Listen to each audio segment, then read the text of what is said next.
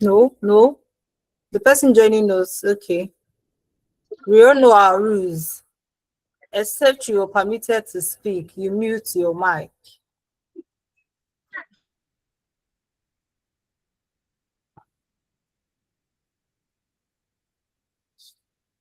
Thank you, Mr. Stanley.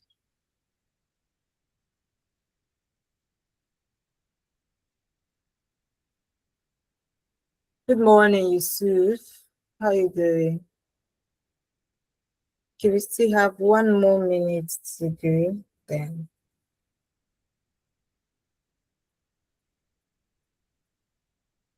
we can start.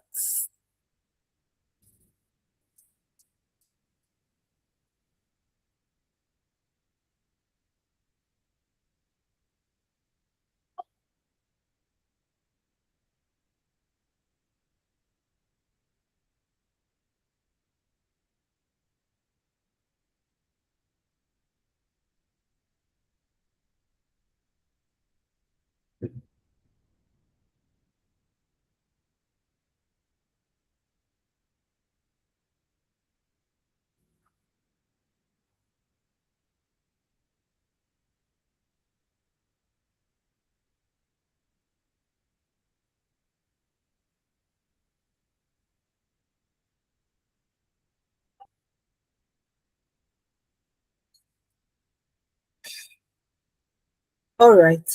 Good morning, everyone. My name is Emmanuella O, the current project coordinator at XFP Productions. I want to welcome each and every one of us to today's session. And I want to welcome each and every one of us to the Inclusive Hiring Spirit, a sub-project of the Inclusive by Design project, which is proudly sponsored or funded by British Council and our partner, which is the ND, that is the Entrepreneur Initiative Development International. What they are the delivery partner of this project. The essence of the Inclusive by Design project is to see that persons with disability are able to work in an accessible environment and also get employed. And also they also educate employers of labor on employing persons with disability, because a lot of employers or a lot of organizations have no knowledge of employing, or have no knowledge of why they should employ persons with disability, forgetting that it is part of the Disability Act or law. And some of them have this myth or stereotype on why they don't employ persons with disability. So one of the major goals of the Inclusive by Design project is to ensure that all this uncertainty is clarified, both for persons with disability and also employers of labor. Today's session is the Employers and HR Clinic 1. Yeah, Employers and HR Clinic 1, and we're supposed to be, and it was supposed to be understanding disability inclusion, the Disability Act, inclusive recruitment practices, and reasonable accommodation. I'm so sorry. Let me and reasonable accommodation. Okay.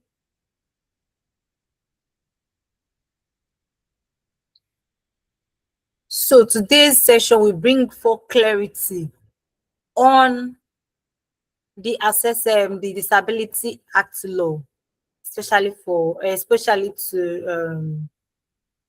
employers. Now they will have a better knowledge of employing persons with disability, and also include them in their workforce as well. Okay, but before we introduce our guest speaker for today, I'd like to tell us what XFA production is, like I've always said before. SFP Productions is an organization that manages artistic talent of persons with disability. We are more focused on talent, on growth, craft, entrepreneur, and also inclusion of persons with disability. Okay, and we are part of the grantee of the IBDP project, that is Inclusive by Design projects. So, I want to welcome each and every one of us. I don't know if we have an employers of labor here, and I've not seen any. These faces who are here are familiar to me aside HR X Factor Productions.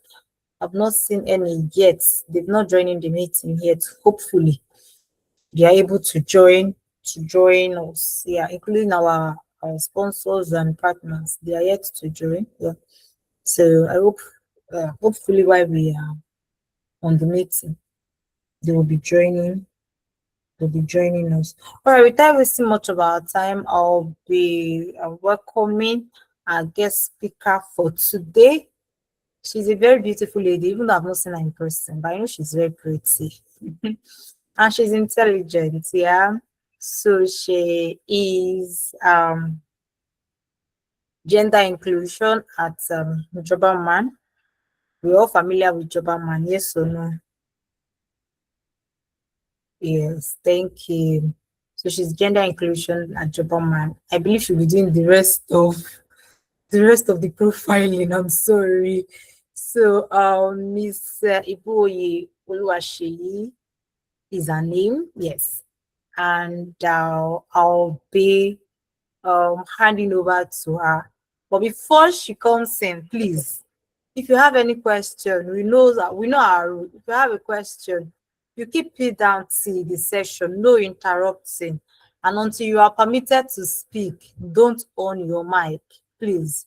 We have been enjoying seamless and uninteractive virtual session all through. And so far, so good. It's been smooth and nice, and it's been sweet. So I want us to maintain it that way. Okay. All right. Without further ado, I'll be welcoming our guest speaker, and Miss handing over to her. While she'll be speaking, I'll be muting. I'll mute myself as well. So please, if you have anything to say, do not interrupt the session until you're given the go ahead to speak. Okay, and when you are done speaking, you mute. Okay. All right, Miss Oluwaseyi, the floor is open for you. You can take over now. Thanks, Emmanuella. Good morning. Good morning. Thanks for the warm welcome. Thanks for setting the stage. Good morning, everyone. It's great to be here. My name is Oluwaseyi Ibuoye, like Emmanuella rightly mentioned. I'm the Gender and Inclusion Coordinator at Hobberman. Thanks to the XFP production team for having me this morning. Don't worry, I won't be taking so much of your time. I know it's a busy Thursday, a busy week for so many of us, but conversations like this are important. I believe for we in the room, and you know that when you hear of things like this, you are able to, pass it down, cascade it to different people you meet at work, your managers and prospective employers. You don't know who this kind of information can meet. It could be in a networking session, having conversation, and you bring up a new idea and allow people to think about it. And you know that in our society today, when we talk about inclusion now, we really need to do a lot of unlearning of so many things, and having knowledge, being privy of information like this would help us, to better push this kind of conversation. So good morning again. Let me quickly share my screen.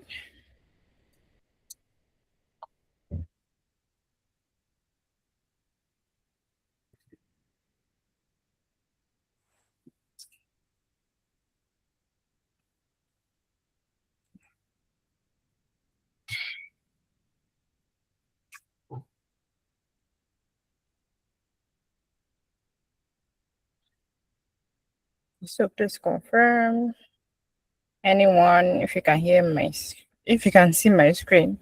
Thank you. Our emojis are going to work today, please. I know that Emmanuella has said we should not talk, but it's be great to have reactions through our emojis. You know, will know that you are listening and you are part of this webinar. So good morning once again. I'll just go right into it.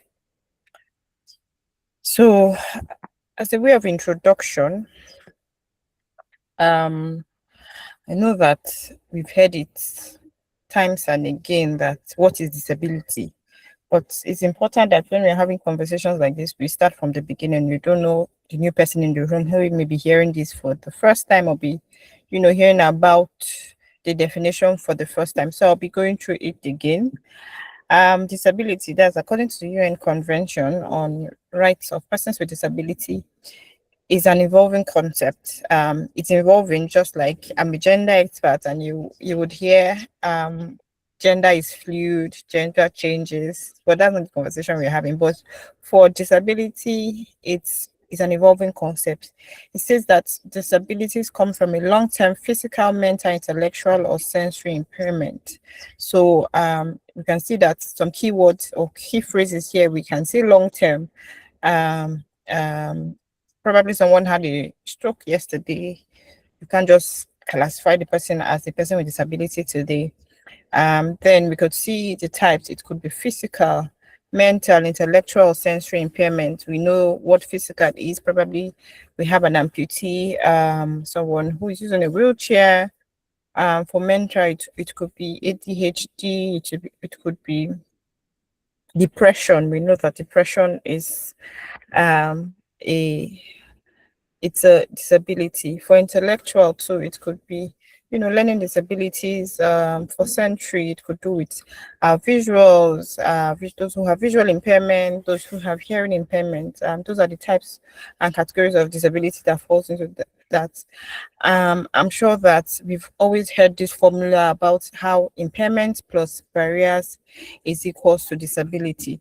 So we know that when we have listed the forms of impairment, we have physical, mental, and when we say that there's a barrier now, so if there's a barrier, I'll just go down to my slide. You see how we define a barrier there. Barriers are obstacles that make it difficult for people with disabilities to participate equally in the society, access services, or carry out everyday activities. So we see that there has to be a marriage between impairments and barriers for there to be a disability.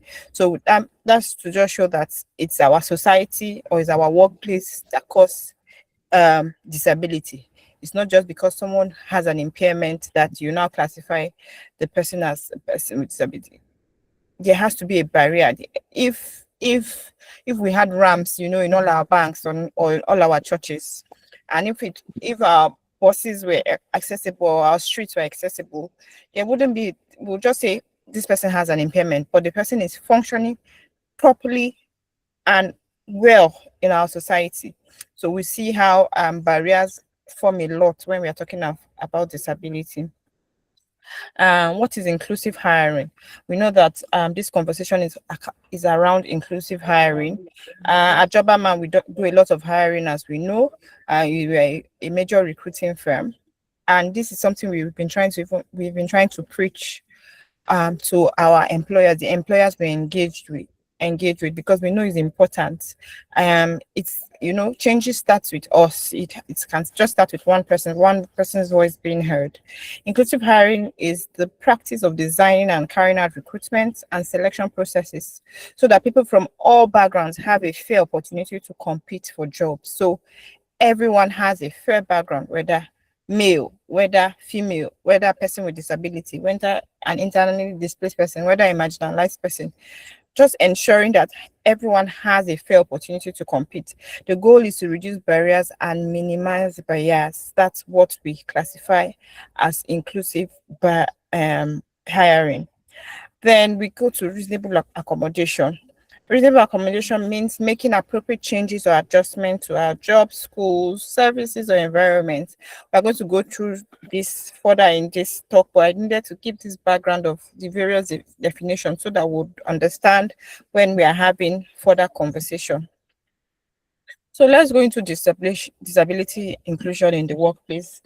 Recently, we have a few persons with disability at my workplace, that's Hobberman, and particularly, I think we've had visual impairment, but recently, about some months ago, we had someone who had a physical disability um, coming as a staff, and I remember the day she was being onboarded.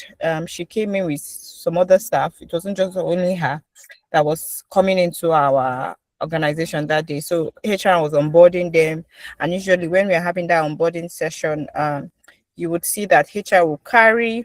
I hope I'm not too fast, Mr. Stanley. So we'll see that. I hope I'm not too fast. You can reduce the rate now a bit. Okay, that's noted. Thank you. So, like I was saying, we had someone who had a physical disability resume, and during the onboarding session, after they have introduced you to the organization, they will take everybody around to the various team and introduce and say, this is Sheyi, she's joining the strategy team, this is Chioma, she's joining, and everybody will welcome you. Hey, welcome to the team and all. So we had someone who has a physical disability. She uses a wheelchair and she was in the office. Thankfully, our office is a bit accessible, a bit. So you can come into the building. There's a lift, not from the entrance now. There's a lift. We're on the 15th floor. There's a lift at the car park that can take you to the second or third floor that will now take you to the elevator. You can see that that's a lot, but at least it's accessible. She can, make it on her own to the office. So when they were introducing her, they usually give us some form of snacks or fruits on Mondays, and it was a Monday. And the person that was sharing the snacks now was sharing it, to everybody that was standing, all the new staff, including Stephanie. And one of my colleagues now said, you should have dropped it on her table now. Why do you have to hand it over to her? But she doesn't have a problem with her hand. She's not an amputee. Her hands are functioning well, So why do you have to suggest that they have to drop it on her table when everybody else is collecting it right there, So those are the kind of subtle ways that or subtle etiquettes that we do not know, or people do not even know, and that's how disability in the workplace is really required. Training on it is really required, because little things matters. Disability etiquette is a thing and people should know about it. So disability inclusion means designing jobs, processes, and culture so that people with disability can contribute and thrive, not as an accommodation or added later, but as a standard built in from the start. In gender, we'll say mainstreaming. Mainstreaming means you integrate gender from the beginning of a project, of a policy, not in the middle. You just quickly remember that we did not design for women on this project, so let's just add them now. No, it has to be intentional, mainstreaming from the beginning. That's when it's easier. I know that, like I said earlier, we have to do a lot of unlearning. There are projects, there are offices that are already running. You can't say you would just bring down everything you have. No, the project you have set up just because of disability inclusion, it's not possible. Or probably you even have a building that is yours as a company, and it's not accessible. It's not as if you would just say you will sell it off because you are trying to be inclusive. But that's why we are having conversations like this, so that organizations that are coming up, people would know that it's important that inclusion is mainstreamed, from the beginning of every project, every program, every workplace design. It is important. It shouldn't be an add-on. It shouldn't be an afterthought. I think that I started out as a gender expert, but on my role now, I'm now I'm the gender and inclusion coordinator. So a lot has happened. A lot of learning has happened for me. A lot of relearning, on the job. A lot of better understanding on how well to work with persons with disability. So it's important that we see it that way as employers, the employers that are in the room, to know that we have to think about it from the get-go. When you are sending out that job description, is it inclusive enough? Is the job description clear enough? We know that it doesn't have to. There are job roles that may not fit every cluster of disability, but at least it can be able. You can be able to target one or more clusters of persons with disability. So we need a shift in attitude, a shift in access, a shift in opportunity. So when I mean a shift in attitude, that's shifting from the charity or compliance mindset to recognizing ability and talent.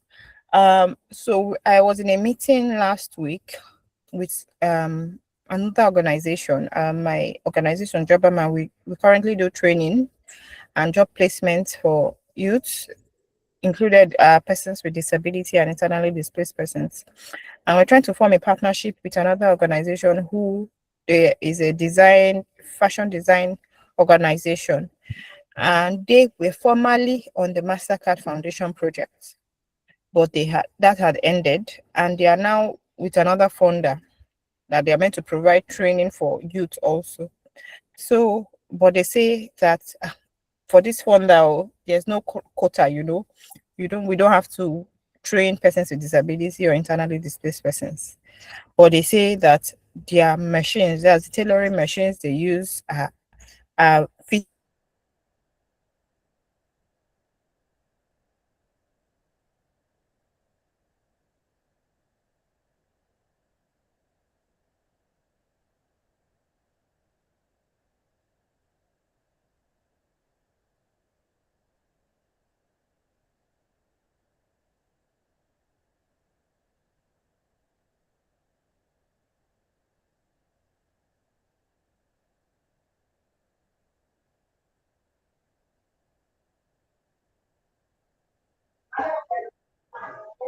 Hello, I can't hear you.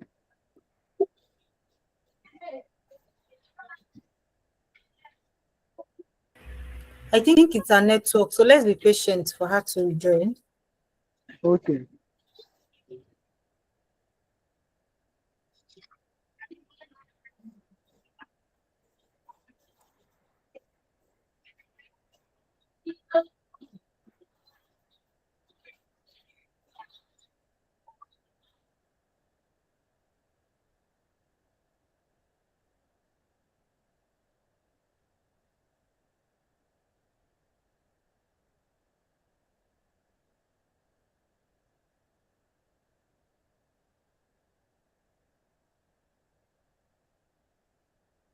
Sorry about that. Can you hear me? Thanks. Please, Emmanuella, can you Yes, we can hear you. Yes, we can hear We you. can hear you. Thank you. When did I drop off? If you could confirm. You were talking about a fashion agency that you were in partnership with, and they said there were no provision for persons with disability. Yeah, thank you. Thank you. So on that, they said their facility is accessible. It was designed around persons with disability because on the project they were on previously. But they said now they don't have that they don't have to comply with that because the funder is not, particular about that. And they said then, they try to meet their targets, their numbers. That's how most organizations behave. It's just about the numbers, about the targets. There's no form of empathy. There's no form of, it's just a form of, charity model. There was no mindset shifts, I could say, because now they say that they've started with another funder and they don't have persons with disability that they are training. And why? Your space is accessible. You were intentional about it the last time because it was a criteria for you from a funder. But that means there was never a mindset shift. I was very disappointed when I heard this because if we know about the MasterCard Foundation, you know how they are particular about persons with disability. You know how they have pushed it. In my organization alone, we are to train about 3.1 million Nigerian youth, and 5% of that has to be persons with disability. That's about 70 something thousand persons. So you can imagine, after we are done with MasterCard Foundation, then probably we get another project and we are not including persons with disability. That would be very wrong, because that means we were just doing it for the numbers. There was never a mindset shift. Currently in our organization now, we are trying to be really inclusive. We even have an inclusion club within the organization, so that we're trying to push inclusion into our daily lives on the job, because aside the MasterCard Foundation, we are a business, we are a recruiting firm, and we are trying to ensure that we are truly inclusive, not just because of the numbers we have to make for our funder to pay us. So that's just my point on attitude. There has to be a shift in our mindset as employers is very important. Access. When I go to events like this, I already, the first thing I'm checking is this accessible? I was in one just yesterday, and it's a humanitarian stakeholders event. So when you're talking about humanitarian, you know that there will be persons with disability in the room. So they used like an amphitheater where you know how it is in a cinema, that the chairs are going up, you have to take steps.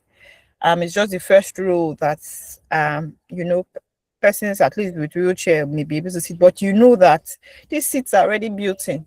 So 2 persons who are using a wheelchair walked into that event. Yes, the building was accessible, but the space they chose to use wasn't accessible, so they were struggling. They had to keep one person with disability at the entrance of the door, which is very wrong. If they had really thought through that event, they would know that they shouldn't have used that hall in the first place for that event. So these are things that we need to drive home, through inclusion, a serious mindset shift. So our events, you can't go to any Hobberman event now, whether it's a HR fusion or whether it's a career, whatever events we are having, whether persons with disability would be there or not be there, we have a sign language interpreter. We have the stage has to be accessible. That's the stage. The building definitely has to be accessible. It's better we have it and don't need it than we need it and don't have it. So even the environment, it has to work for everyone. So work for everyone, we have to consider everyone when we are planning. Opportunity, equal consideration at every stage, our hiring, our growth, our leadership stage. So nowadays, people are saying they are trying to include persons with disability. So when we think about them, we only think about persons with disability as participants of a project or a program, or as beneficiaries. We are not thinking about them as being on stage, taking up a session, or being part of the support team, being volunteers. They are persons. I didn't say animals with disability. I said persons with disability. Same thing as persons without disability. I'm sure we all know Dolapo, from Jonah Page. She will keep saying that we are all persons with disability, or we are all PWD, because it's either with or without. So we really need to, when we are planning for persons with disability, when we are thinking about opportunity, we should not just think about persons with disability as the end game, like those who would receive or participate. In our organization now, I joined in November, and it was something I had to bring up at our retreat, and we had to change things around, because yes, we were programming for persons with disability, but when we have events, persons with disability are only our participants. I said, why can't they be part of our support team? Why can't they be speakers? Why is it that, we have to meet 5% and we stick to that? That's not true inclusion. You shouldn't just do it because of the numbers. So as of January now, any event we have, we try to ensure that we reach out to our alumni, because most of our alumni on our platform are who we use as support team, as volunteers at events. Maybe 1 or 2 people here too would know that, or if you are on our alumni platform, we ensure that they are part of our support team. So we give opportunities. Where would you like? So we're in Akwa Ibom the other month. We were in Ibadan the other month. We were in Akure the other month. You would reach out to our inclusion group and share the opportunity with them. If you would like to volunteer, it's a leadership role. You'll be working for us for that day, you know, and they show up. So we have persons with disability who are our volunteers, even in leadership too, even as speakers. Our last event, that we had a career clinic in Akwa Ibom in July, and one of the sessions was we had a person with disability who was our speaker, and she wasn't talking about inclusion. You know, that's another thing that we should learn too, because when we're bringing a person with disability, you now want to box them into talking about just inclusion. That person may be an IT expert, an AI expert, he may be in academia, you know. They should not just be boxed into talking about inclusion. So that person did not even talk about inclusion. No, it was basically on tech, but she was a person with disability. So we were not focusing on her disability. So we need to see that. I'm really talking to employers or leaders in the room that it is important we see persons with disability in leadership roles. We need to see them, you know, not just as beneficiaries or whatever giveaways we are giving. So I'll just move to my next slide. So employers' responsibility under the Disability Act. I know that it's part of the things we are meant to discuss today. I'm sure we know the Nigerian there's a Nigerian Discrimination Against Persons with Disability Act, which came up in 2019.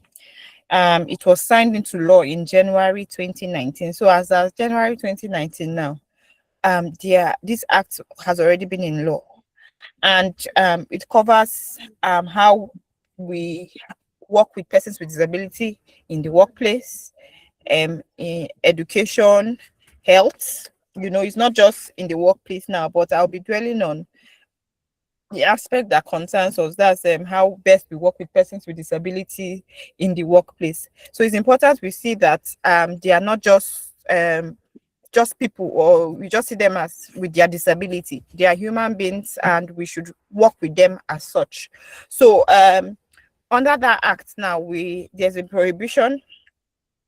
It prohibits discrimination against persons with disability in employment, access to premises, and public services. So this act now, the only thing I don't like about it is because it only talks about, or it's only directed to, you know, persons who work in the public space or public sector. So those who works in ministries and commissions and all. We know that most of our laws, especially laws that have to do with the workplace, they are usually tied to people who work as public servants. But we've seen, I would try to use the maternity leave act or law. You already know that publicly now it should be at least 3 months with at least 50% pay. So you would hear organizations now, private organizations, which is where most youths now in Nigeria fall under. How many youths do we have that work in the public sector? We are not so many. We have a major employer of labor for youths now are in the public sector. Are in the private sector. We have older people, the older generation, who are still in the public sector. My mom is still in the public sector. She'll be retiring next year. She'll be 65. You know, that's how long.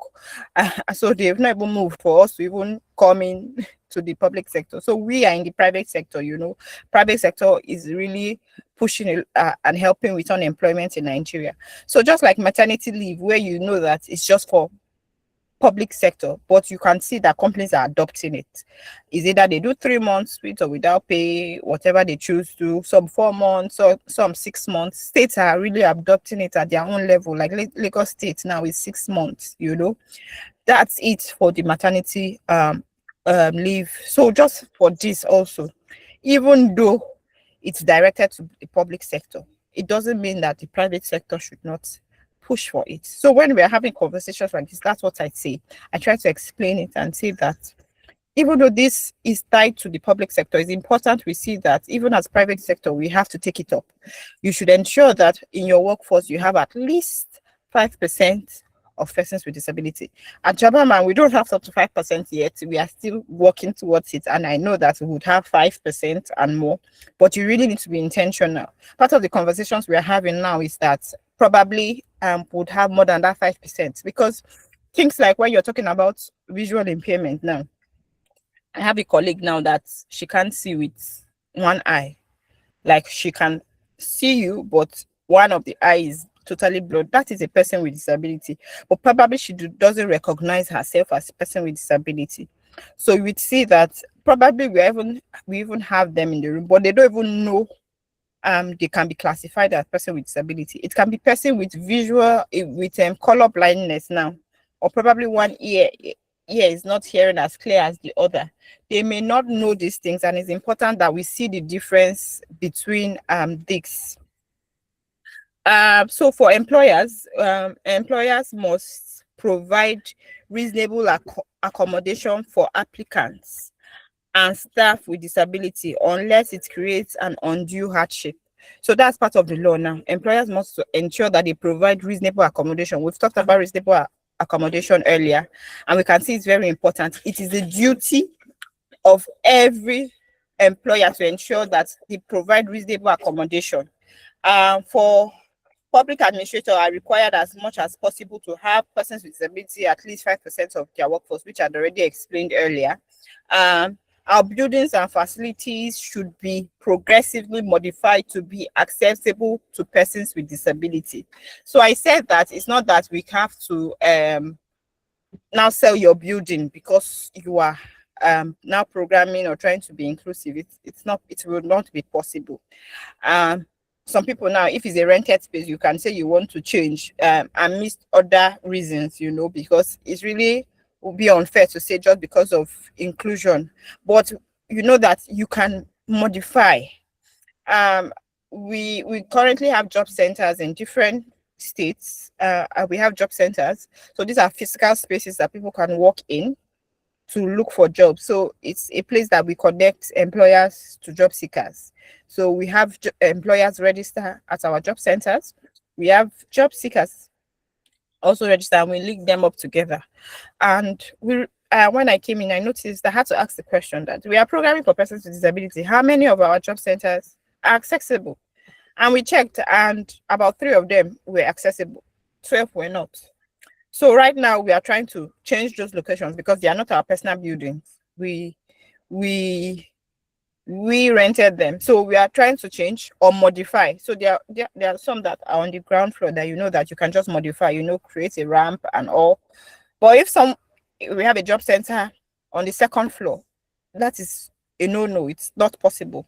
We are trying to create new ones. So part of the criteria, what we are checking, what we are telling our real estate agents that are helping us look for those buildings is that they have to be accessible. Like it's not an option. When you take us to a beautiful 3rd floor building now, yes, it's nice, but it's not accessible. It doesn't meet our audience. That is us being intentional. So the act also requires that our facilities are accessible. So I'm sure we've gone to government offices before. You've gone to some commissions, you've gone to the ministries. How many of them are accessible? So if a government official was here now, I would have told them that they have to check home first. Public spaces like that should be accessible, at least so that private sector would also tag along. But it's important we take note. The Act provides for sanctions, including fines for organizations and individuals found to breach. We know sanctions, we know we have so many laws in Nigeria, but how many times are these sanctions being enforced? So it is that's just food for thought. Business case for inclusive hiring. So when we say we are being inclusive, it's not just talk. It's not just because we want you to be inclusive. How are we being inclusive? Or what's the reason why we think you should be inclusive? There are business cases for it. There are reasons why we should. Number one is access to a wider talent pool. Emmanuella, it would be great to know how many minutes I have so that I don't keep talking. You have time. Don't worry, you have time. Thank you. So access to a wider talent pool. So when we intentionally include persons with disability, you have access to a wider talent pool. You know, it will surprise you to know that I know that Money Point CEO also said that they have 500 roles and they've not been able to fill them, and everybody went for him, you know. And what I saw in that is that yes, they have those roles, they've not been able to fill. He thinks that Nigerians are not employable. Nigerians are employable, but you see, there are some specific roles that, trust me, you would look. You know, we are a recruitment company. Everybody comes to Hobberman to say we are recruiting for this, put it out there. There are roles that you would search for just one person, one qualified person that fits that role for 3 to 6 months, and we will not find. There was someone reached out to me because they were looking for someone who had finance background and gender background for a role. And unfortunately for me, I have an accounting background, so I have a BSc in accounting. I'm just doing my master's in gender. But the way I'm talking now, nobody would think that she's an accountant. Yes, I'm an accountant. I'm still an accountant, but I'm now in the gender and inclusion space. How easy is it to find someone who has both together? It's easy to say you are looking for an economist and an accountant together. You can see people who can have both roles, you know, but there are specific roles that we search for deeply and we don't find. So it gives you a wider pool of talent when you include persons with disability. Improved productivity too. Persons with disability are known to be more productive. They are more committed to their jobs. Innovation and diverse ideas. So you are not just restricted to a particular set of people. You know, you are open to diverse pool of ideas from when you are dealing with persons with disability. Better understanding of customers. So don't persons with disability buy close-up toothpaste, or don't persons with disability use Viva detergent. Don't persons with disability eat. So that is where that's part of the business case we need to push out there. When we are designing for everyone, the public, you're also designing for persons with disabilities. So it's important they are in the room. They may help you, give you the ideas to serve their own community. Improved employee retention. We've heard this time and over again. I think this is one of the things first things I say when I'm trying to convince employers. When you employ a person with disability, they are more likely to stay than a person without disability. They are more loyal. They are more committed to their job. You would have employee retention, and we know how that is important for any organization. Stronger company reputation. You have a strong company reputation. Trust me now. When Hobberman is talking now, we are proud because we are inclusive. We are not there. We are not 100%, but we are trying to be. You know, we are following the laws. We are intentionally trying to be inclusive. So you would see that it is important to be inclusive because you are encouraging everyone. You are showing truly that yes, my organization is inclusive. Access to new markets and opportunities, like I had said earlier, because you would now be programming for them. They would advise better. Compliance with Nigerian law. We already know that. So what are the best inclusive recruitment practices that we can have? So for employers, HR professionals in the room, we would encourage for you to use inclusive job descriptions. How inclusive are your job descriptions? That's part of the thing I'm trying to push with our HR team internally now, that for roles that you know that persons with visual impairment, hearing impairments, there are some roles that you know that persons with disability can function well. Why don't you write persons with disability are encouraged to apply? I can't see my slide on the wider screen anymore. Okay, thank you.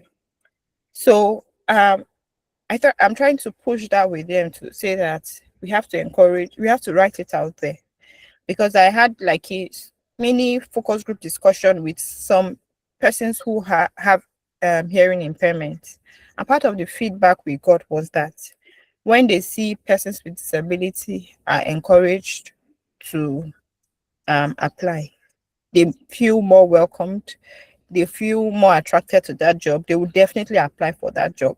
So that means they know that that organization have taken extra steps to ensure that even though I apply, they are ready to use accessible devices to ensure that inclusive, or to ensure that they participate well in the training or in the interview session.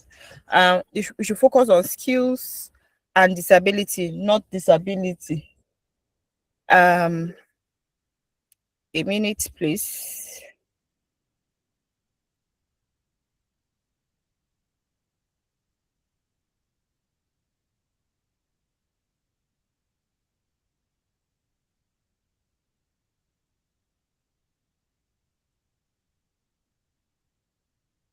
Sorry about that. This is so, like I was saying, we should make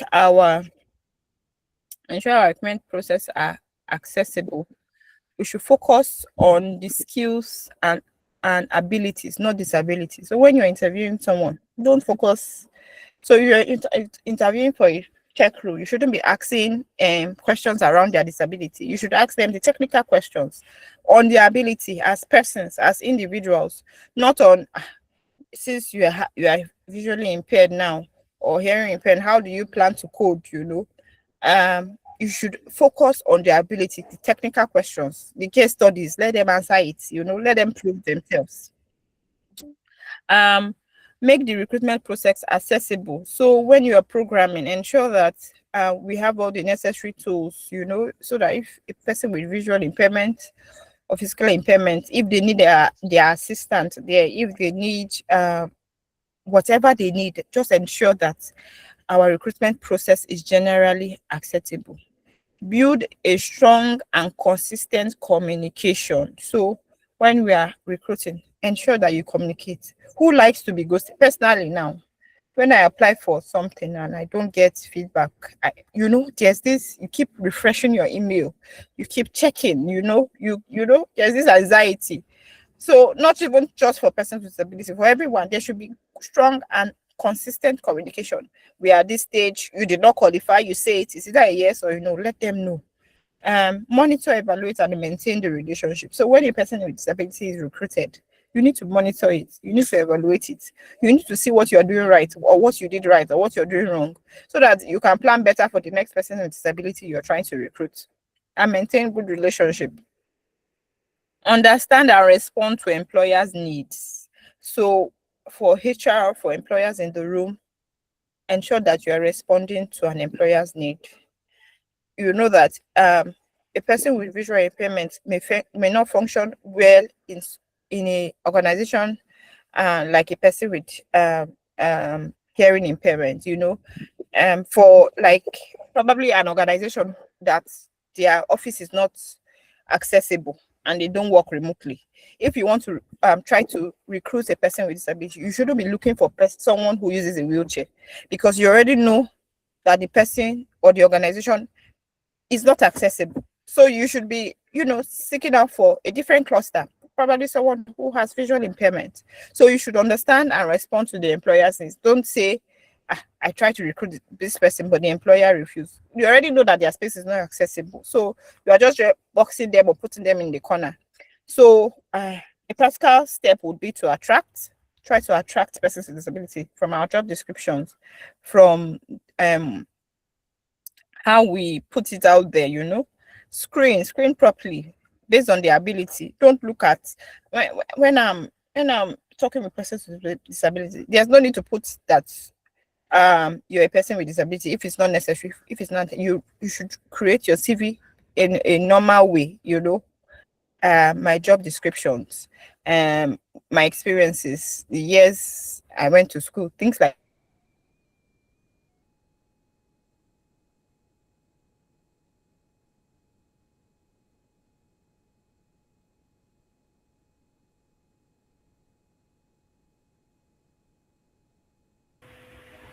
Probably it's a network. Do we have any employers here? Okay, sorry.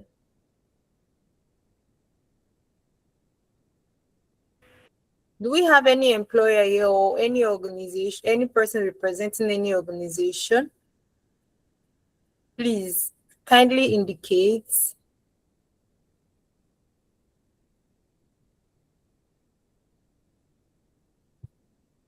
Any HR or an employer representing an organization here, please kindly indicate.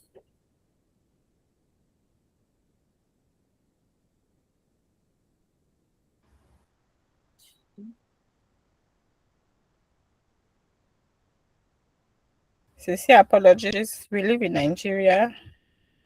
I'm sure this has happened to us, so sorry about that. I hope it doesn't happen till the end of this session. Sorry for the interruption. So on board. So when you're onboarding now, you need to onboard also your staff.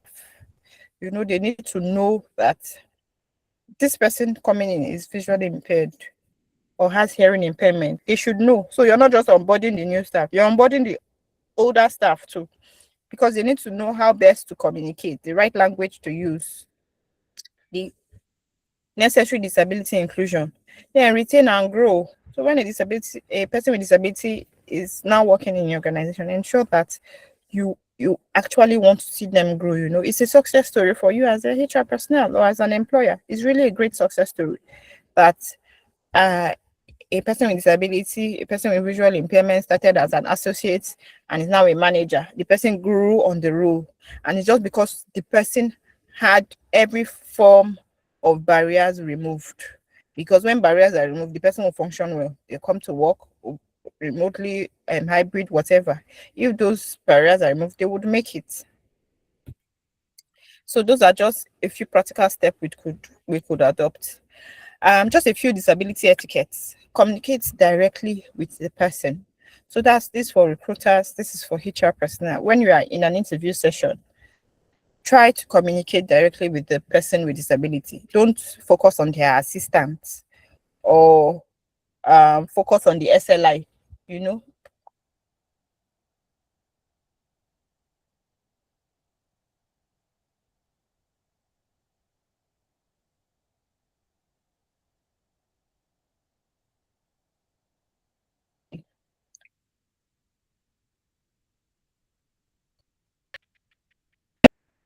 Okay, so as I was saying that, just like Mr. Stanley here, that instead of I'm talking to Emmanuella and I decided to be looking at Mr. Stanley, how does that work?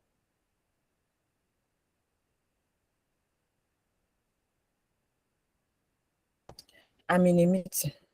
Sorry. Can we hear? So, okay, thanks. So communicate directly with the person. Avoid making assumptions. Don't make assumptions. Don't just assume that the person needs help. You know, part of the etiquette is that you always ask. If you're working with someone who you should ask, do you need help? You shouldn't just rush to help the person or feel you are helping. Like the person I explained earlier, that was trying to say donut or no donut, you should have put it in the her table. You should ask, you know. Respect personal space and assistive devices. So we should respect it. Yesterday now at the event I was looking at, the event I attended, there was somebody who had visual impairment who was sitting beside me, and when I was trying to, you know, because he was sitting beside me, when I was trying to pass, I decided to, you know, jump because his bag was on the road. I decided to, you know, like jump and pass instead of saying excuse.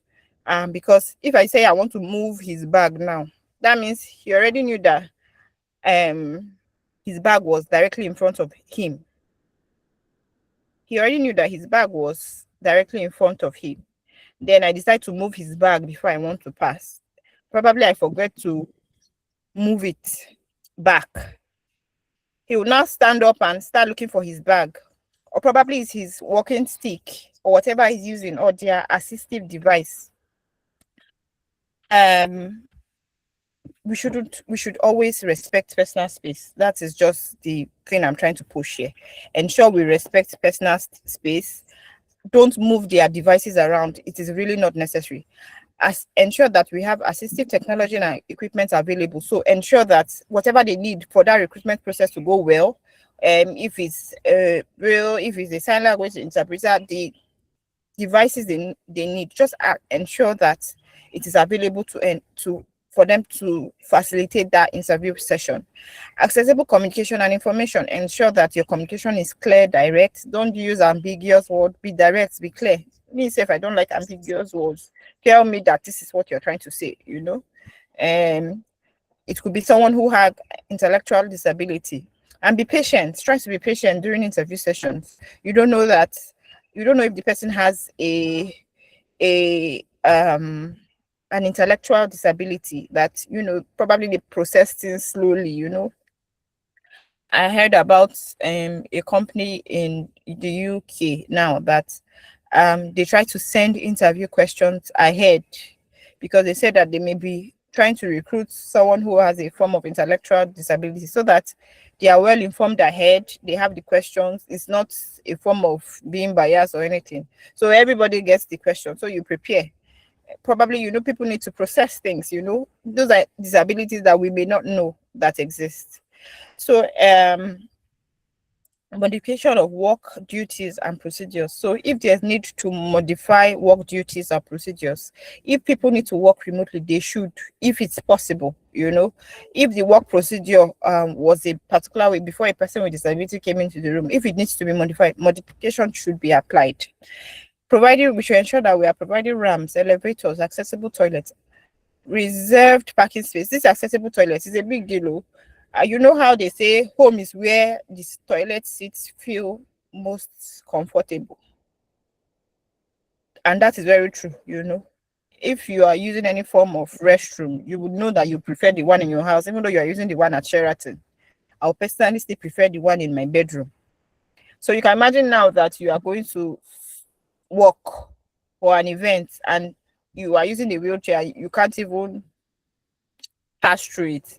That's another thing we try to we realize, because even for places we use, event centers we use, you'll see that their toilets are not accessible. You know, it's very important. Toilets not just accessible, they should be clean, they should be usable. Spaces too. Suitable workstations for employees, they should be adjustable if needed. Offering flexible work hours too, adjusted schedule or remote hybrid work. These are things I have spoken about, and it's things that as employers or HR personnel we should think about. So finally, I'll go to advice to employers and job seekers. So for employers now, start with accessible job posting and processes. That's a great start. Just start with it. Even though you don't fulfill that role at the end, start with it. It's important we do. Then ask candidates what they need. Don't assume. So ask generally. When you're trying to provide reasonable accommodation, if you're not sure, ask the candidates ahead of the interview session that what would you need to make this a very comfortable interview session. Ask them. It doesn't bite anybody. It wouldn't cost you anything, you know, because the assumption is that reasonable accommodation is expensive, but most of the times it's not, you know. It could just be the timing that the person needs to be shifted, you know. Just like some HR people that will fix an interview by 9 a.m. on a Monday morning, and you want somebody with 5 years experience. That kind of person, don't you think they should be at work by 9 a.m. on Monday? When my employer now sees me trying to take an interview on Monday morning, how does that feel? So these are things that we should be reasonable about. Train hiring managers on inclusive practice. Train them. We don't know this. We can't know everything. Hiring managers, yes, they're experts. They are HR experts. Yes, you're excellent HRBP. But do you know anything about inclusive hiring, inclusive practices? So they need to be trained on it. Budget for accommodations as a normal cost of doing business. We should include it in our budget. Track and review progress, not just intention. So don't just say you are ticking the box. Check for progress. what does progress look like for that person. For job seekers, I would like to advise that for job seekers, lead with your skill and experience first. So don't go to say, hi, she, I have a hearing impairment. That shouldn't be your opening words, Lead with your skills, with your experience. When they say, tell me about yourself, that just shouldn't be the first thing, Let us hear your experience. Let's hear what you've done. Let's hear your key wins. Know your rights under the Disability Act. It's important we know our rights, even though you may not be able to change the minds of the employer, but you don't know what you'll be doing. You don't know when you will need it. Decide what, when, and how to disclose. It's your choice. So, like I said, someone in my office sees with one eye or doesn't see with that. She had not disclosed that she's a person with disability. It's her choice, literally. You can't force her to say I'm a person with disability. So decide when. You can decide to disclose at the last interview stage or at the beginning stage. If you don't disclose, that's not you lying. That's you not just choosing not to disclose. Nobody should push you into it. Be specific about the accommodation that help you perform. So whatever you need that would help you perform, be specific about it. If you have disclosed, let them know that I would need this to perform better. A diverse team enables organizations to adapt more effectively, solve complex challenges, and build meaningful connections. Promoting inclusion ensures employees feel valued, boosting engagement, performance, and long-standing organization growth. So in closing, I would like to encourage every one of us, whether we are seated on either side of the table as job seekers or as employers of labor, it's important that we are inclusive in our thinking, in our behavior, in our programming, in everything we do. And I'm sure we would have a more productive society. And just to remember that inclusion begins with you. You personally have to be inclusive. You have to know it. You have to preach about it to be able to influence the next person sitting beside you. Thank you very much, everyone. That was an insightful one. Thank you so much, Miss Oluwaseyi. Thank you so much. I think I have a few things I have learned here today, and I believe others too have. I don't know if we have any employers or HRO here with us, and the floor is open for us to ask our question. And also participants, if you have any question you want to ask, this is the best time to do that now.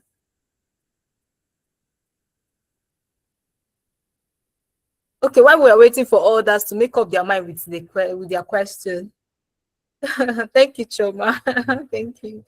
So while we're waiting for others to make up their mind with the kind of question they want to ask, I have a particular question. And that was something you said about persons with disability are very loyal employee, which is true, because I take myself as an example.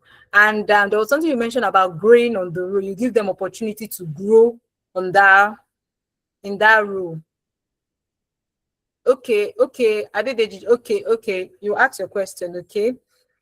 So now, what if, as a person with disability, you are working in an organization that does not actually recognizes your efforts, and each time you try to draw their attention to it, it feels as if you are being rude. One, two, you are it's as if they are doing you a favor,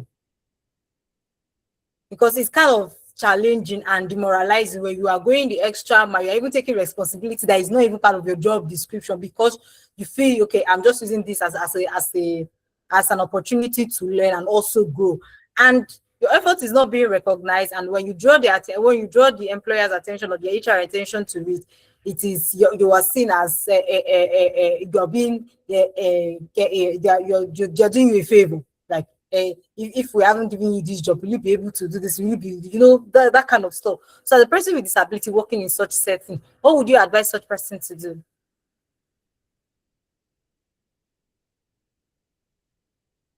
Thanks for the question. So I would say that it's not really particular to a person with disability. in your case now, probably yes, or in that person's case, probably yes, the person has a disability, and yes, they think they are doing you a favor. But you know that normally there are workplaces like that. When we hear about toxic workplaces, this is not a lie. Even for persons without disability, they try to water down the work you do. And you that you are even trying to deal with yourself, you trying to deal with imposter syndrome, you know that you are it, you know that you know this stuff, but the organizations, maybe not the organization in general, they are managers that may not know how best to manage people, and they just water down your efforts. If I want to advise that person, I would advise that you start looking out, because trust me, if I would firstly say that you should ensure that you're doing your work with excellence, ensure that you are doing the right work, ensure that you are delivering, so you know that you are not the problem, they are the problem. Then you start looking out, you start looking for your next way out, because if it's a personality issue, do you think that that manager may be moved, or will you be praying for the manager to resign? The person may never leave, and you may never get to grow, or you may never get recognized. So I would have always encourage that you start looking out. It's very important. Start planning your next step. Is it that I need to get a new skill or go back to school? I would share a short story. When I said I'm an accountant, and great thing why I'm in now in this sector is because when I started off my career 10 years ago, I started off as an accountant in the not-for-profit sector. So I've worked with various NGOs, and one that I worked, I realized that I went on maternity leave. So work was great, pay was great, I was doing well. So I went on maternity leave, and they had to get a maternity cover for me. And coming back, I got back. Okay, maternity cover be going now. Oh, they now felt maternity cover is doing better than me, and you've forgotten all the 5+ years I had put into the work. So they now started giving reasons that you have to do this, you have to do that, you have to do this. I already saw the signs even before I went on maternity leave, but I had to give myself, where my thinking came and say, "Sheyi, you can't remain here. You really need to look out." So I had to plan my exit, not just immediately. Probably it took some 8 months after, because trust me, you really need to plan it. But I had to plan my exit. And if I had not left, I wouldn't be talking to you on this space now about inclusion. But I had to plan my next step, and it helped me. I planned financially, intellectually. I went for my master's. I literally took the next steps just to prove to myself, not to anyone else, because there I was an accountant. I'm doing something totally different. I even wanted to go for my master's there, but you know how organizations' policies are. You have to be, studying as per your sector or your team. You can't be an accountant and going to be studying inclusion. It can't be on the company's time. They would permit you if you are really going for be a chartered accountant and all. So our advice: start looking out. If you keep seeing it's persistent, because you may not be able to change your manager, but you can change jobs, and it may be better in the next place. Yeah. All right, thank you so much for that beautiful response. All right, Adedeji, you can unmute. Others, please mute. Adedeji, you can unmute and ask your question. All right. Good afternoon, ma. Thank you for that wonderful session. It was wonderful. Like, I had some of the best things I've ever had in a while. So last year I attended Hobberman's remote job fair in December, and it was really wonderful. Like, I learned a lot of new things there. I think that was the first time I ever heard about Notion. I heard about Stack. I heard about a lot of new things. I learned a lot. But I observed something, that there were organizations that were there, that were, that had stands that people could go and submit their CVs and interact with them. But for people with disability, like, there was no volunteer. Yes, that's the word, volunteer, to take us there. So we're just there, we're just sitting while other people were going to interact with the different organizations that were there to employ. We were just sitting there looking for who will take us, most especially us, the visually impaired. I mean, the ones that had physical disability could go themselves, but for us visually impaired, we're just sitting there, and it was not really pleasant, but then it was a wonderful event overall. It was wonderful. I think we're even given the front row seats, so it was really wonderful. It showed that the inclusion was actually planned. But I'm just saying this in case of next time, that there should be volunteers on ground to take visually impaired people, to take people directly to the organizations that are ready to hire. That's it. Thank you so much, ma. Once again. Thank you, Adidiji. I'm sure if you joined the session earlier, you heard about how we are trying to improve our processes. But thank you for the feedback. That is well noted. Like I said, now we have specific people, but your feedback is definitely noted. I will take it back to my team. Definitely, I will. Thank you. All right, thank you, Adedeji, for that. Yeah. So, like she said your feedback has been noted or notified, whichever one you choose to use. And in case you are upset by it, please don't be upset. Okay, we are on the journey of improving, and on the long run, one day we'll get it right. Okay, especially with visually impaired, because you guys are very, very delicate, and you easily pick up lapses. That's a good one, though. But then we'll improve one way or the other. Okay. Then the next person, Eukaria, are you ready to ask a question? Yes, ma'am. Okay, please unmute. Others, please mute. Well done, ma'am. That was very insightful topic, and I learned a lot. I want to make a suggestion and also chip in my question. When we talk about inclusion, I know very well that inclusion, people view or perceive inclusion to only be having ramp in their offices and sign language interpreter.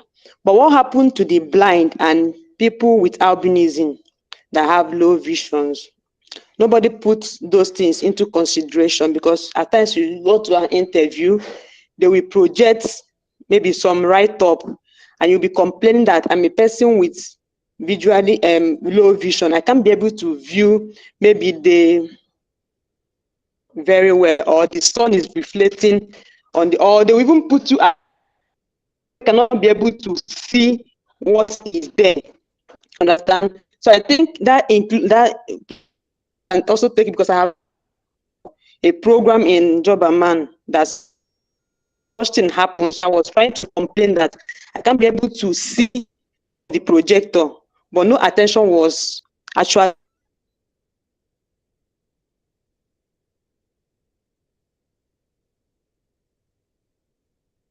inclusion. When the major people, when designing a building, they are the major people that will give their clients a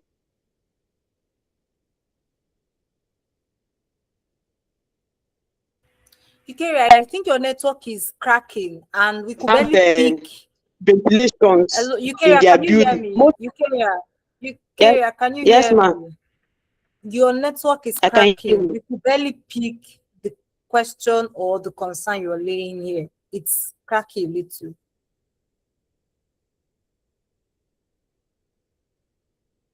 I think I got her a bit. And can we hear me? Yes, I can hear you. Yeah, I think I got her a bit. Trying to say that we should not only think about RAMs and sign language interpreter when we are planning, and I think that's the feedback. Thank you. She's complained about screen too, that she was at one of our events and she couldn't see properly. So like Emmanuel said, is an ongoing process of improvement. I'm sure that when you even come to our event, you are happy, or persons with disability are a bit happy. Maybe you know that these people are not there, but you can see that there are some processes that have been well thought after. Like, we put in certain requirements, you've seen certain improvements. Aside other events that you would notice that there were no form of accommodation or consideration put. So your feedback is noted. I hope you can hear me. Yes, ma, I can hear you, ma. So, so I think those engineers and architects also supposed to be aware of giving advice to their clients on how to design their buildings, so that the buildings we have run from the onset and also have a well ventilated spaces for persons with albinism, like double windows in constructing their buildings. Then when we talk about inclusion, I think age consideration, because most jobs that is being displayed on from 18 to 35, and which is a very to persons with disability, because you know that persons with disability, some of us, we went very late, and after school to get a work is a stress. Staying at home for years, when you get the opportunity to access a job age, and when looking at that, you find out that you keep on staying at home or lying or reducing your age will not make sense at all. I think that one should also be addressed. That is part of the inclusion. Ma, thank you very much. Okay, thank you so much, Ukeria. I think I love the last part you talk about. You draw our attention to age. I think I had the similar concern regarding that. At one of we've had some partnership with Hobberman, especially with the last one we had was the easy lift loan that FCMB had to give, and there was age limit, and a lot of participants were literally above that age, but they are doing well. They are ready to go all out, and I think that if we have noticed, or if we are being honest, we barely see persons with disability that are underage. Even if you want to see underage, they are mostly less than 18. Majority of them are not even up to that 20, 25. The people are that within that age, they are so low, they are very low, and you barely even see them around, like they are so low. And if you check, we have a lot of number of persons with disability who are mostly advanced, above 30, above 35. Like she said, if opportunities can be drawn, like can be, and they can look around the age factor, especially for persons with disability, that will also be an added advantage. Yes, thank you, Victoria, for drawing attention to that as well. Do you want to say anything, Miss Oluwaseyi? No, totally. I agree with her. I love the fact she pointed to about architects, because they are the ones that would advise clients. That was so spot on. Thank you very much. I think that we really need to focus on that too, because when you're saying that buildings should be accessible, architects are the one that design. There's always, you have to have a design. We already know that before you draw. No matter what you are building in this country, you need to have a design. So I think that, there should be probably a kind of advocacy towards architects in the country to say that advise your clients, to design better. But thank you. Yeah. All right, thank you. Then Debbie, you want to say something? Debbie, go ahead and ask your question. Yes, good morning. Oh, sorry, good afternoon. I have a question and I also have a contribution. I hope you can all hear me. Okay. Based on what Adedeji said earlier, well, I don't know the state is actually speaking from, but based on my own experience, I'll talk about the last year Hobberman program in Kaduna State, which I would say it was very inclusive. In fact, I'm one of the volunteers that was actually supporting persons with disability, irrespective of your disability, to employers and some other persons, maybe to their seats. And for persons with albinism, I actually recommended a suggestion and which they took in. I requested that the front seat should be given to persons with albinism, because the hall was very, very big. It's a large hall. Actually, the front seat was kept for, I think, some candidates, some delegates, which they later looked into it, and they saw reasons to it mean that, okay, persons with albinism, imagine them sitting behind, they might not be able to see the screen and the rest, and they considered it the following day some part of the front. In fact, they later changed it that most persons with disability were allowed to sit at the middle line column of the hall, whereby they will be able to see the front seat. People with hearing impairment were able to also see their sign language interpreters easily. So that was actually my own experience. So, and I believe Hobberman is still growing and learning.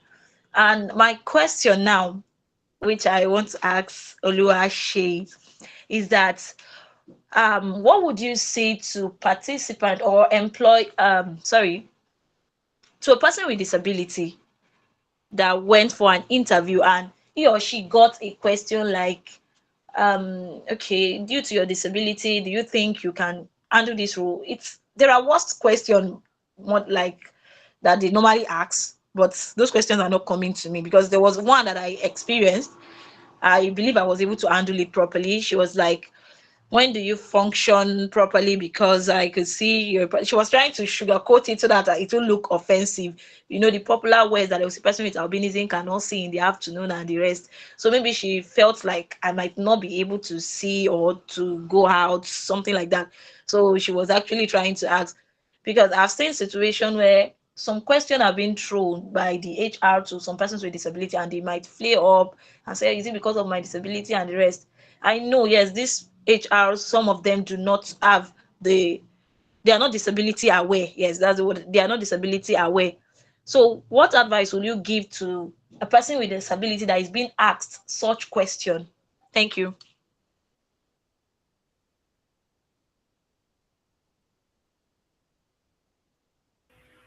We can't hear you.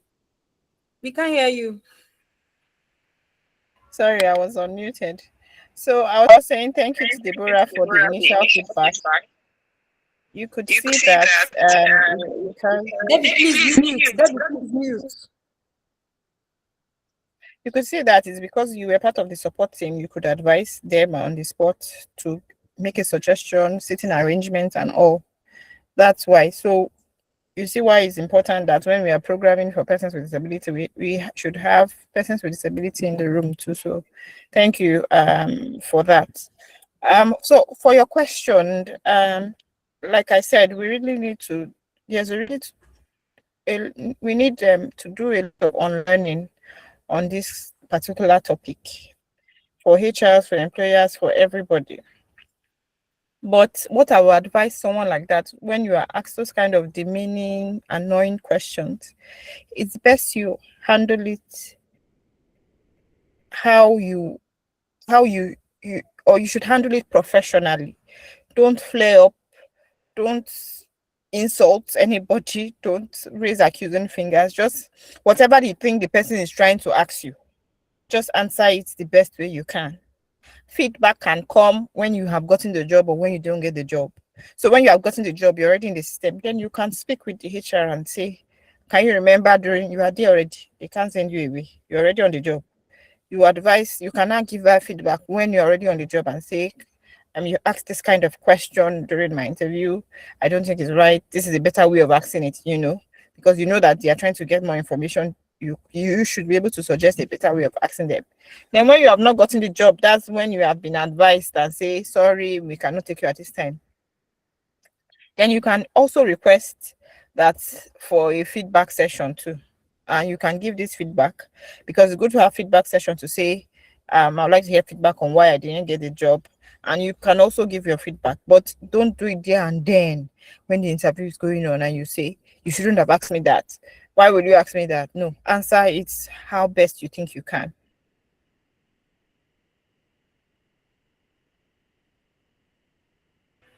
All right. Yes, Debbie, does that thank answer you. your question? Like I told us the first week of this project, you remember Fiona asked a question, and I told us that advocacy is a collective effort. It's not for one person alone. When you are not among the decision maker, or you are not in the places where those decisions are made for inclusion, it won't be so easy for that person or that organization to have persons with disability in mind. Just like you suggested, you were in the room where decisions were being made regarding an event that include persons with disability, and you made a perfect or an excellent suggestion, and it was abide to. What if you were not in that room? So as person with disability, that tells us that we should try to put ourselves in rooms where these decisions are made. Don't shy away. Don't shy away. Shying away, who are you leaving it for? If you shy away, who are you leaving it for? Learn to volunteer, learn to join community group and the rest. Or that, that's where you have your own inputs there. You have your own inputs. When you complain or when you point out a lapse, yes, when you point out when you point out a lapse, they will be able to identify and close it up immediately. That way you have been able to solve one problem. And that's way it keeps on going like that. Okay, so please do not shy away from opportunity. Do not shy away from decision rooms. Always try to put yourself there. Okay, it is necessary as a person with disability, and it's also your right as a human being. And okay, Amza, I think you are the last person, right? Amza, please unmute and go ahead to ask your question so we can wrap this up. Good afternoon, everyone on the call. This is a very wonderful session today, and the major takeaway I have is let your skill lead you, not your disability. So I want to ask or to know if, because you talk about HR and employers being intentional, so I want to know if HR and employers creating or making provision for a remote job or hybrid, so that, because disabilities are diverse and one form of disability is more taxing than the other. For example, people with spinal cord injury, their needs are many, and it may be more taxing or more of a responsibility to some employers to create all the need for them to function properly in a workspace. So is it part of being intentional for HR or employers to create, if possible, remote job opportunities for this category of people, such that the category of these people that have that particular skills can be employed on a remote basis? Thank you.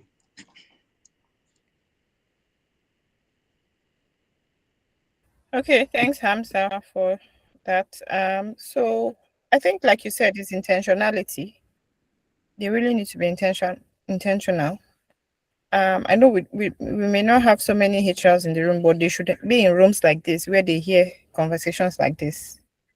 Then they can think back and say, oh, yes, it's true. When I was doing this, I did not do well. So that's why it's important they are in rooms like this to hear this kind of conversations. And you know that most influence comes from the top down. So it's good for HR management. When there's a management buy-in, when there's a HR buy-in, it will be easier to influence. So yes, it's also good for remote work opportunities for persons with disability. I'm not a person with disability, but trust me, I prefer remote work because it makes my life easier. I work hybrid currently. Yesterday, I was in Akwa Ibom. I left my house in the morning. I was in Akwa Ibom in the morning, took an early morning flight. In the night, I was back. And today, I meant to work from the office, but I took that trip. So automatically, I have to work from home today, because how will I even function well if I had gone through that rigorous day yesterday, and today now I'm waking up by 4 a.m. because on days I go to the office, I have to wake up that early, to get prepared to catch the staff bus and to get to the office, So it helps me function better. So not just for persons with disability, there should be this kind of reasonable accommodation for all, and especially persons with disability. Thank God for COVID. If there was no COVID, we won't be even talking about hybrid work today, because COVID happened and hybrid and remote work came in. That's when employers realized that staff don't have to be in the office before work is done. They have to put certain things in place, certain criteria in place to ensure they are checking that there's work going on, even if you're at home. As I'm talking to you now, I'm literally working. Is on my time, is on my calendar now that I'm taking this session by this time. So it's not as if I'm sleeping at home. And trust me, when you work at home, you even work more, So that's why it's important that employers, HR professionals hear this kind of conversation so that there can be a mindset shift and they realize, and if they're truly trying to be accommodative to, if they really do not have to be in the office, they shouldn't. We work hybrid in my organization. The person who uses a wheelchair in the office, she only comes when she has to. Like when she has to. Since she resumed 4 months or so ago, maybe she has only come 5 times, It's only really when she has to. She works remotely fully, except she has to. And that is like ensuring that we are accommodative of her. Many of us, yes, we have to work hybrid, but we have to ensure that for her, we are being accommodative. All right, thank you so much. Even personally, when I started with XRP production, I was working hybrid, yes, because it wasn't so easy as a person with disability. Yeah, it wasn't so easy. My crutches use that though, but then one way or the other, I had to manage my health. Even if the energy is there, but then I had to manage my health. And trust me, like she said, working remotely is not even that easy. Like you even work more. You work more because you have to make up for that time that they say, oh, you have to work from home. You make up for that time. So you work more, which is the truth. All right. Felicia, okay, I thought we had the last question with Amza. All right, quick one. Felicia, before I give you permission to speak, I want to read what Eukaria pointed out. She said, Madam Deborah, you should also understand that persons with albinism see in different lengths and views. Sitting at the front seat didn't solve the problem. I think the best thing to do is to send the slide to every participant in their mails before the program. I think that should help to an extent. All right. Debbie, do you think you want to say something?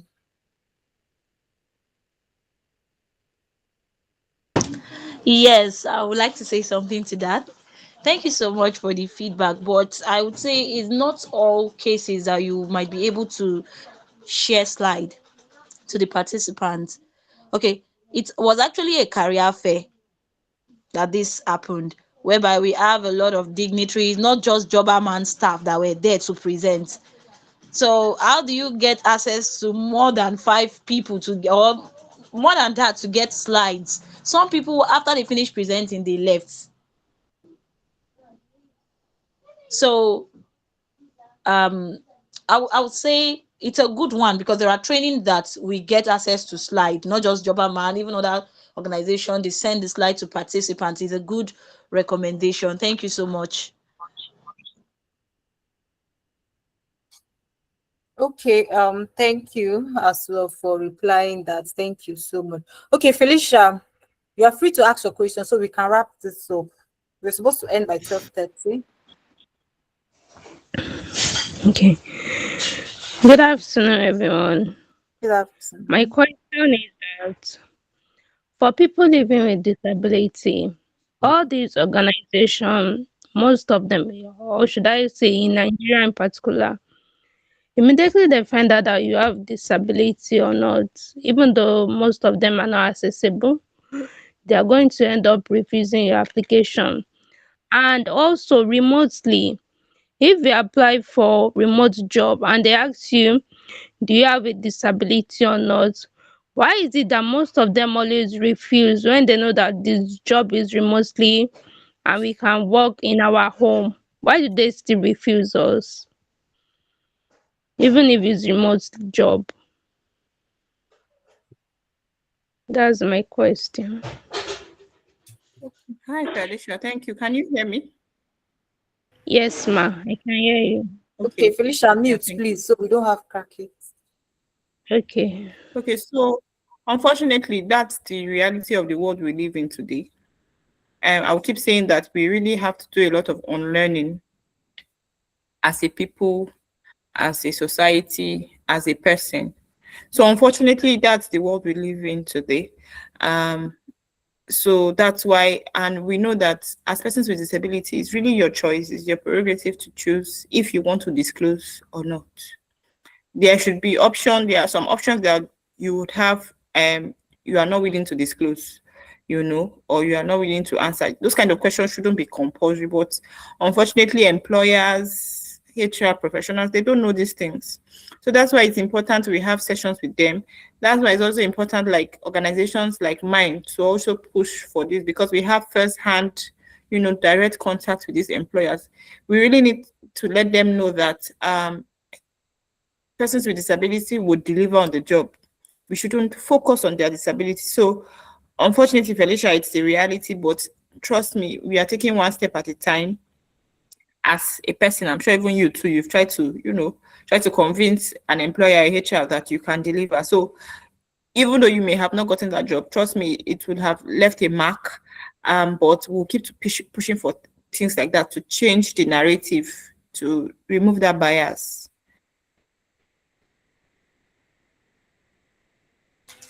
Okay, Felicia, just like you've had, do you want to say something else? Yeah, it's in the place that she said that sometimes it is not necessary that we tell the employer that we are a person with disability. But when we get the job, what if they need our presence in the office?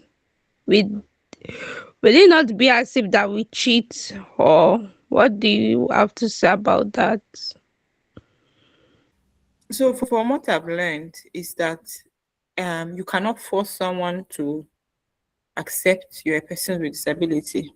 Personally, now, if I was going to advise you, I would say, so we are trying to change it. We try to tell people that when we are asking, it's not that we put a clause there that this doesn't reduce your chances or increase your chances of getting the job or the opportunity. But this is us that we are enlightened. So for you now, yes, it may seem that you're lying if you answer no. That's why I said if there's an option of choose not to disclose, if there is, that would be a better option to choose from. But if you are probably a person with visual impairment and you are trying to apply in a production company, that you would know that you would require to be physical going up and down, and they would not have the reasonable accommodation for you, things like that. That's why I said earlier in my presentation that I would advise employers and HR professionals to work to meet the need of the employers, so that you are not bringing someone who cannot function well in that work environment. Then it will not be as if the organization is not inclusive. So for you now, I know that it would be great if there was the option of choose not to disclose. But when you have the option of yes, just yes or no, definitely you would have to pick yes. But we're hoping that there's that, because for progressive organizations, they always have that option. You don't have to.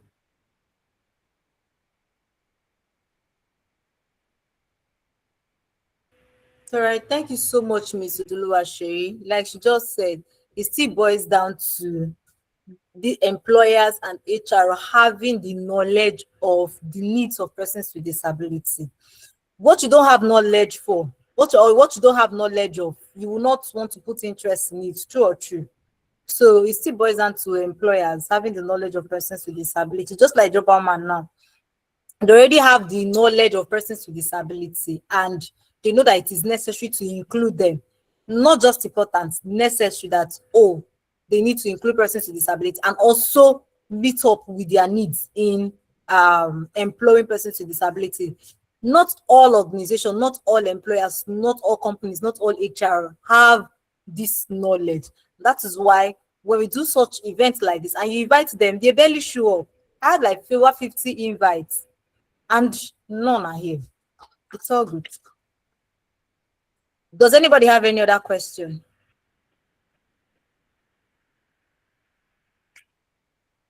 Yes, Madam Ella, I have one funny question anyway, though it No might not be question is a bad necessary, question. but she make mention of it. I love the fact that she said we are supposed to be on the table of discussion, not afterthoughts.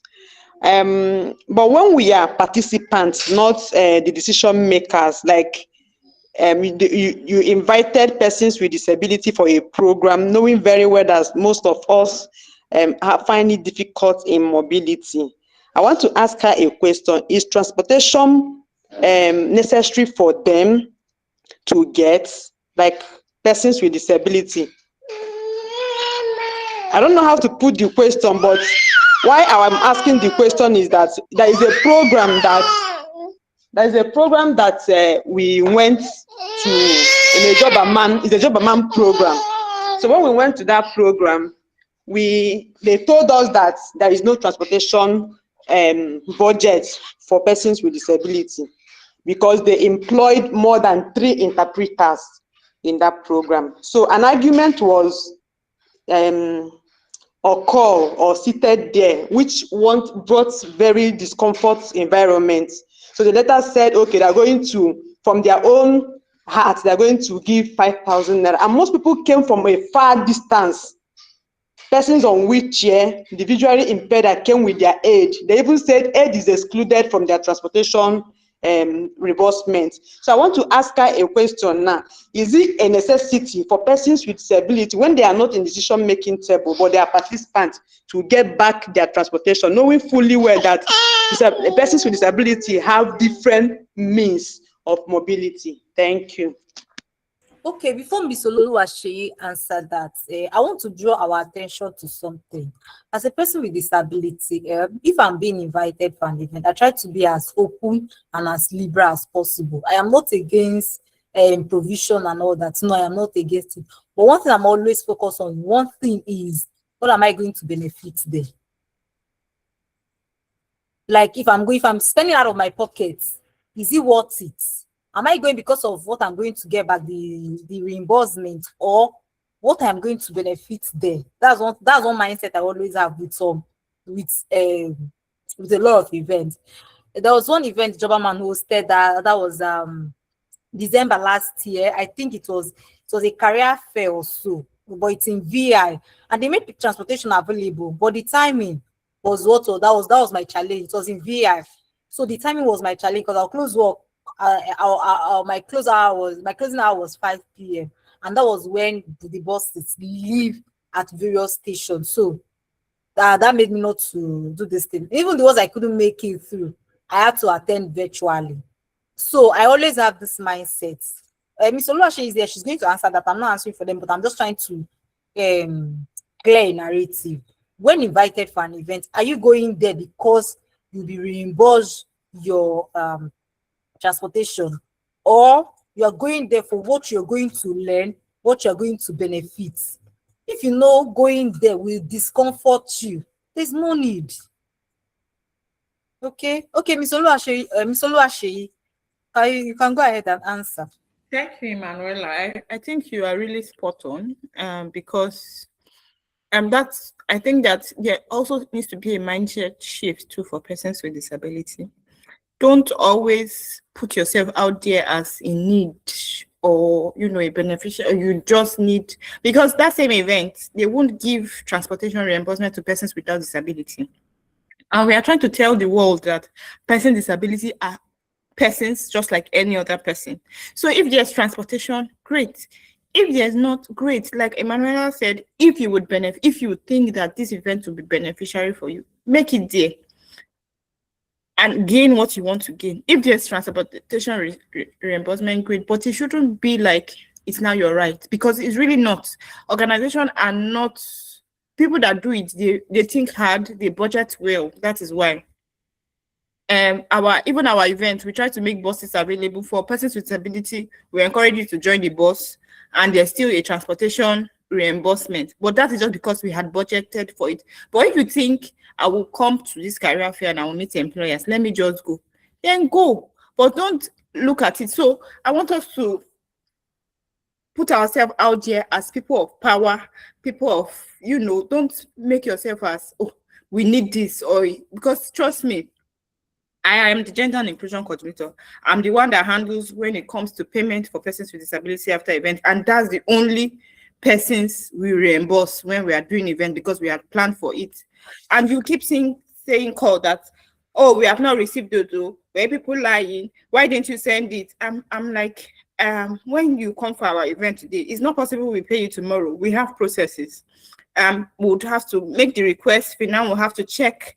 They have to check you have signed and things like that. But that's when people start having the thoughts that if you are working with persons with disability, they will disturb you, or they will demand for transport, or they will see it as, yes, am I going to gain? If you're going to gain, go for it. If there's a reimbursement, fine. If there's not, fine. But ensure you gain something from that event.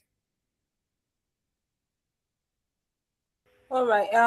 Eukaria, I hope you get to this. I hope you understand this. Okay. We are not against the transportation reimbursement too. I will tell you a thing. XFP was nominated for an award in I think Project Enable Africa hosted an award. That was November last year. XFP was nominated, and I was part of the team that went there. And when I went there, they had a form, a registration form for persons with disability and registration for persons without disability. But before then, the form I fill, the online form, that's a Google form as a participant, whether you want to participate virtually or physically. So if you're participating physically, they put a note there that notes that transportation will not be reimbursed back. But then because XFP was nominated, I'm a representative, that was not my problem. So I went there, and when I went, I was still surprised on the PWD registration form, attendance form. They will still made an allocation for your account details to reimburse transportation. I went ahead to fill it, but then I was still not expecting it because the Google form I already filled did not say that they was going to. Maybe they just did that. Maybe that was the form they had at that time, or they just did because of maybe they had planned for other PWDs who they were going to reimburse. You understand? So, and then there were a lot of PWDs that came, and I think they used what's it called? They used chartered buses. But myself and my team, we used Uber, so it was not really a case of whether we will go or not. I understand that. You're trying to make it. You're just trying to draw attention to something, which is very. I'm not against that. I'm not against what you have asked. No, I'm not against that. I'm only saying that when you are going for something, be it you or someone beside you, you should be able to educate someone beside you. If the person had that kind of mindset that, why are you going to this event? Is it for them to reimburse you your money back? If for them to reimburse you your money back, that means you didn't get anything. You were just paid to come and occupy seat, or you come and feed the hall for them. That's just what it means. Basira, I saw your hands up. Do you still want to say something? Yeah, I wanted to say something regarding the transport, but I guess it has been properly dealt with, because for me, I see that we're asking for too much when it comes to transportation. Because have we even considered if we were to pay for most of the trainings we attend? In the mainstream, you pay for training and still attend. But in disability, they will tell you come and attend for free training and you are still asking for transport. It's a shameful thing. I used to close my eye when I see something. All right, let's not argue it further, please. I am glad that some of us had a liberal mind regarding this. She's only pinpointing something, and I'm sure we have been able to clarify that, and she also clarify others who had that kind of mindset. Okay. All right. Any last word, Miss Oluwaseyi? Any last word for us so that we can wrap this up? I think I've said enough. Thank you everyone for being here and staying to the end. Okay. All right. Thank you so much, Miss Oluwaseyi. Thank you, Hobberman. And to from the British Council, who are presently not here, and also our delivery partner, NDIP, that's Entrepreneur Development Initiative International, who are not here. We want to say thank you on behalf of XFP Productions. I want to say thank you to all the participants here, those who have been diligent from the very beginning to this very moment. I want to say thank you. And also, I want to say a special thank you to Ms. Oluwaseyi for making herself available and for enlightening us with this wonderful session. At least We have been we're able to learn something. Yes, we have been educated for on and disability inclusion in workplaces, and we've also had a mind shift regarding one or two things that we are not so familiar with. And to everyone who made who took out the boldness to ask some questions, point out some concerns, and also give us feedback, I want to say thank you. Like I said, there are no bad question. No question is a bad question. We are all here to learn. We are all here to relearn and also unlearn as well. And while we are doing that here, advocacy is a collective effort. It's not an effort for one person. What you have learned here, go back to your community, go back to people around you, and also educate them as well. And every opportunity you have to advocate for persons with disabilities, to advocate for inclusion, go ahead and do that in a positive way, not in a violent way, in a positive way. Okay? Like I said earlier, my name is Emmanuella O, the current project coordinator of XFP Production. I want to say a very big thank you to each and every one of us for participating in this session, to our wonderful interpreter.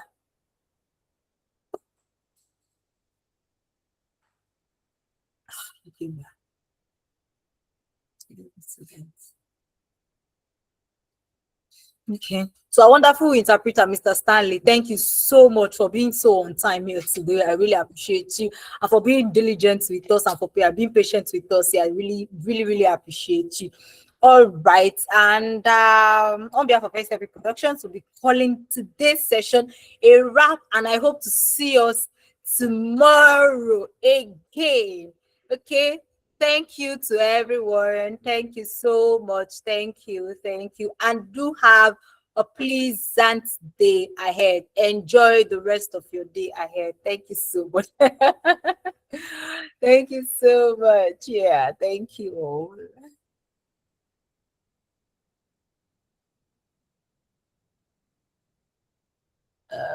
My goodness.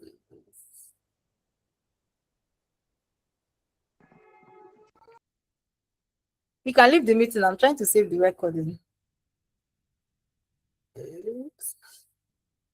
Or Jeep want us to gist. If you want us to gist, I have the time. Oh, we can stay and gist. So you know that.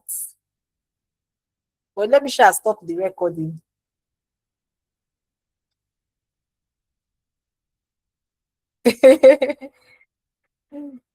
Oh man, this thing doesn't want to stop. Why is it hanging?